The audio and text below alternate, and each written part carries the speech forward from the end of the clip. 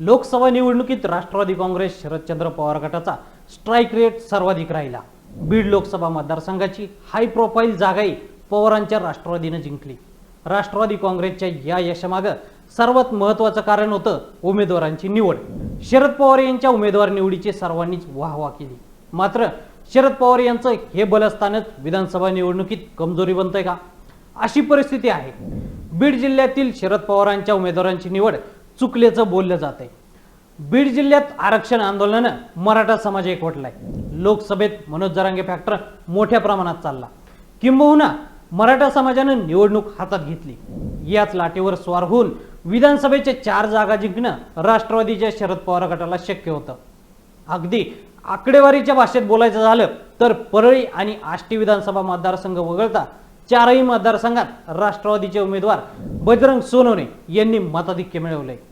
परळीत पंकजा मुंडे यांना 74,834 मतांची आघाडी मिळाली, तर आष्टीमध्ये 32,000 मतांनी त्या पुढे होत्या।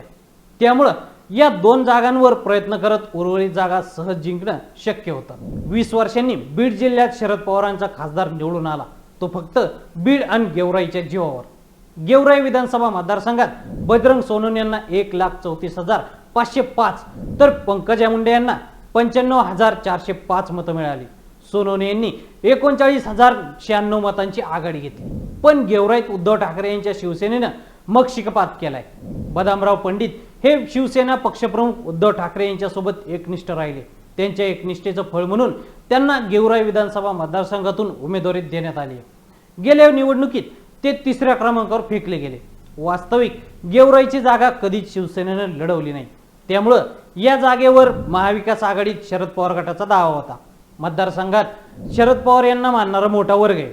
शरद पवार यांच्या पक्षाच्या आघाडीच्या युवक प्रदेशाध्यक्ष पूजाताई मोरे इथं इच्छुक होत्या। शेतकरी प्रश्नांवर त्यांनी मोठमोठी आंदोलनं केली। 2019 मध्ये तत्कालीन मुख्यमंत्री देवेंद्र फडणवीस यांची महाजनादेश यात्रा अडवून फडणवीसांविरोधात राज्यभरात वातावरण तयार केलं। सोनवणे यांच्याप्रमाणेच कोरी पाठी असलेल्या तरुण उमेदवाराला संधी दिली असती तर गेवराईतील लढत आणखी रंगतदार झाली असती। गेवराईतून तुतारीवर कोणी उभा असता तरी आमदार झाला असता, असं मतदारसंघात बोललं जातंय। माजलगाव मतदारसंघात आडसकरांची बंडखोरी नडणार। माजलगाव मतदारसंघात भाजप नेते रमेश आडसकर यांनी काही दिवसांपूर्वीच राष्ट्रवादी काँग्रेस शरदचंद्र पवार पक्षात प्रवेश केला। त्यांना माजलगावातून उमेदवारी देण्याचा शब्द देण्यात आला होता। गेल्या वेळी त्यांचा अवघ्या 10,000 मतांनी पराभव झाला। मात्र ऐनवेळी मोहन जगताप यांना उमेदवारी जाहीर झाली। मोहन जगताप भाजपमध्येच होते। त्यांनी लोकसभा निवडणुकीत पंकजा मुंडे यांचं काम केलं। आता आडसकर यांनी बंडखोरी करत अपक्ष उमेदवारी अर्ज दाखल केला असून विधानसभेच्या मैदानात असलेल्या दोन्ही राष्ट्रवादीस हाबाडा देण्याची तयारी केली आहे। बीड विधानसभा मतदारसंघात बजरंग सोनवणे यांना 61,681 मतांची आघाडी होती। यामध्ये जरांगे फॅक्टरचा मोठा हात होता। विधानसभेतही जरांगे फॅक्टर चालेल या आशेनं मराठा चेहरा म्हणून राजेंद्र म्हस्के यांना उमेदवारी मिळेल असे संकेत होते। मात्र शेवटी संदीप क्षीरसागर यांचं नाव जाहीर केलं, त्यामुळे म्हस्के नाराज झाले। आता त्यांनी बीड मतदारसंघातून अपक्ष उमेदवारी अर्ज दाखल केलाय। मनोज जरांगे पाटील यांच्या वतीनं हा अर्ज असल्याचं सांगण्यात आलंय। मात्र जरी अर्ज मागे घेतला तरी म्हस्के हे संदीप क्षीरसागर यांचं काम करणार का, हा प्रश्न आहेच। कारण काही दिवसांपूर्वी याच म्हस्केंनी क्षीरसागर मुक्त बीड करण्याचं आवाहन केलं होतं। आष्टी विधानसभेच्या जागेवर राष्ट्रवादी शरद पवार गटाचे युवक प्रदेशाध्यक्ष मेहबूब शेख यांना उमेदवारी दिली आहे। एका निष्ठावंताला उमेदवारी दिली यापेक्षा याला महत्त्व नाहीये।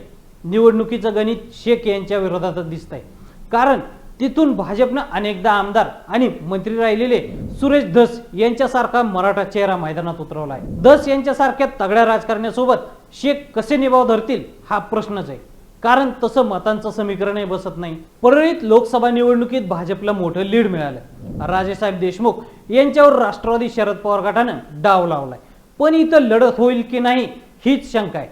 बजरंग सोनवणे यांनी लोकसभा निवडणुकीत अशक्यप्राय वाटणारा विजय मिळवला, पण विधानसभा निवडणुकीत प्रदेशाध्यक्ष जयंत पाटील आणि खासदार सोनवणे यांनी उमेदवारी वाटपात हलगर्जीपणा केलाय हे दिसून येतंय। त्यामुळे मुंडेंचा गड काबीज केल्याचा पवारांचा आनंद काहीच दिवस टिकेल। विधानसभा निवडणुकीत पुन्हा एकदा मुंडे बंधू-भगिनी बीड जिल्ह्यावर वर्चस्व मिळवतील अशी जोरदार चर्चा सुरू झाली आहे।